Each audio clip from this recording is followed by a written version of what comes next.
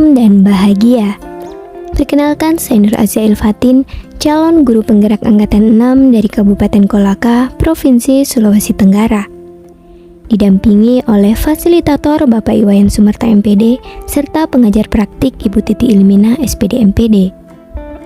Pada video kali ini, saya akan menuliskan jurnal refleksi 2 mingguan tentang coaching untuk supervisi akademik. Jurnal refleksi saya kali ini menggunakan model refleksi 5R. 5R terdiri dari langkah-langkah berikut ini. Yang pertama, reporting, responding, relating, reasoning, and reconstructing. Beberapa aktivitas yang saya lakukan pada minggu ini tidak terlepas dari alur merdeka yang ada di LMS. Dimulai dengan alur mulai dari diri dan eksplorasi konsep. Pada kegiatan mulai dari diri, calon guru penggerak ditugaskan untuk membuat blog di LMS dengan menuliskan refleksi diri mengenai kegiatan supervisi akademik yang pernah dilaksanakan ketika calon guru penggerak disupervisi oleh kepala sekolah atau pengawas. Lalu dilanjutkan dengan eksplorasi konsep. Materi yang disajikan dalam alur ini adalah mengenai konsep, paradigma, prinsip, alur coaching, dan supervisi akademik dengan paradigma coaching. Alur berikutnya yaitu ruang kolaborasi. Bersama fasilitator yang hebat dan teman-teman calon guru penggerak lain yang luar biasa, di alur ini kami secara berpasangan melakukan praktek coaching. Kemudian, demonstrasi kontekstual. Pada alur ini, kami kembali melakukan praktik coaching berpasangan 3 calon guru penggerak, yang dalam praktiknya akan berperan sebagai coach, coachee, dan pengamat secara bergantian. Kemudian tugas berupa link rekaman di-upload ke LMS, serta elaborasi pemahaman konsep dikuatkan oleh instruktur yang inspiratif dan hebat mengenai coaching. Alur berikutnya yang kami lalui adalah koneksi antar materi. Pada alur ini, kami ditugaskan untuk membuat kaitan antar materi coaching dengan materi sebelumnya, yaitu pembelajaran berdiferensiasi dan pembelajaran sosial emosional. Berikutnya, kami melaksanakan aksi nyata implementasi coaching untuk supervisi akademik di sekolah kami dengan melibatkan rekan sejawat sebagai coachee kami.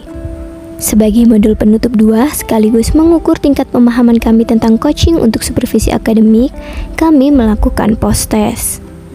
Refleksi kegiatan supervisi akademik. Kami memulai alur pembelajaran modul 2.3 ini dengan melakukan refleksi mengenai kegiatan supervisi akademik yang pernah dilakukan. Kemudian, kami mempelajari materi-materi yang disajikan, antara lain mengenai konsep, paradigma, prinsip, alur coaching, dan supervisi akademik dengan paradigma coaching. Pemahaman kami diperkuat dengan adanya penugasan di beberapa slide untuk berpendapat mengenai apa itu coaching.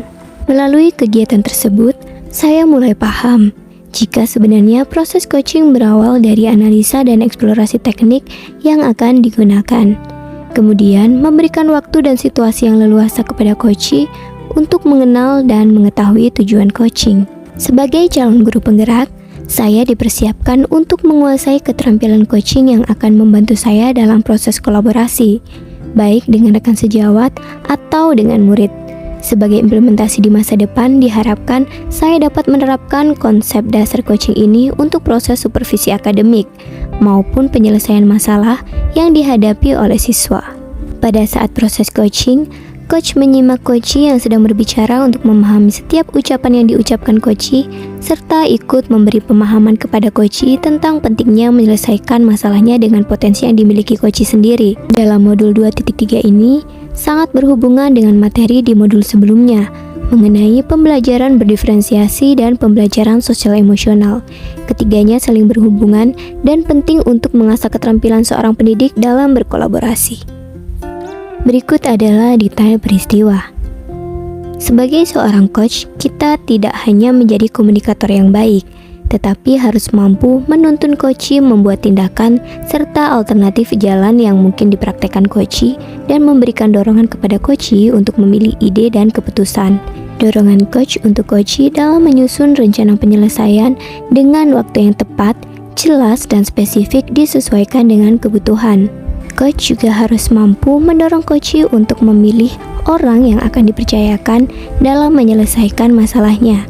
coach juga harus memberikan dorongan kepada coachee untuk mempertanggungjawabkan terhadap aksi nyata yang akan diambil dan dijalankan sesuai rencana capaian secara spesifik sesuai dengan jadwal yang telah dibuatnya. Hal yang tidak kalah penting yang harus diperhatikan seorang coach adalah meyakinkan coachee bahwa setiap masalah pasti terselesaikan dengan menciptakan keakraban dan kenyamanan, sehingga coachee dapat berbagi kisah yang sedang dihadapi. Pendengar aktif haruslah dibangun oleh coach dengan merasakan apa yang dirasa coachee dan memposisikan situasi saling menghargai dan menghormati. Dan yang terakhir, seorang coach berperan sebagai partner bagi seseorang agar memiliki kerangka berpikir yang tepat dalam menemukan solusi melalui pertanyaan strategis. Pertanyaan-pertanyaan dilengkapi dengan perangkat coaching agar mampu mengarahkan seseorang menemukan solusi paling tepat dan komitmen untuk melakukan eksekusi. Seorang coach yang baik percaya setiap orang selalu memiliki jawaban atas setiap masalah yang dimiliki, tetapi mereka butuh bantuan untuk menemukan jawabannya. Rencana alternatif pertama yang akan saya lakukan agar perencanaan berjalan dengan lancar adalah menggunakan model Tirta pada proses coaching. Peran kita sebagai coach dapat mendampingi murid maupun rekan dalam mengeksplorasi dirinya dalam menemukan kebutuhan belajar dan strategi dalam memecahkan masalah pada dirinya sendiri. Melalui proses coaching menggunakan alur Tirta, coachee akan lebih percaya diri dan dapat menemukan kekuatan yang ada dalam diri coachee. Demikian jurnal refleksi Dwi mingguan modul 2.3 tentang coaching untuk supervisi akademik. Terima kasih sudah menonton video ini. Semoga sehat dan sukses selalu.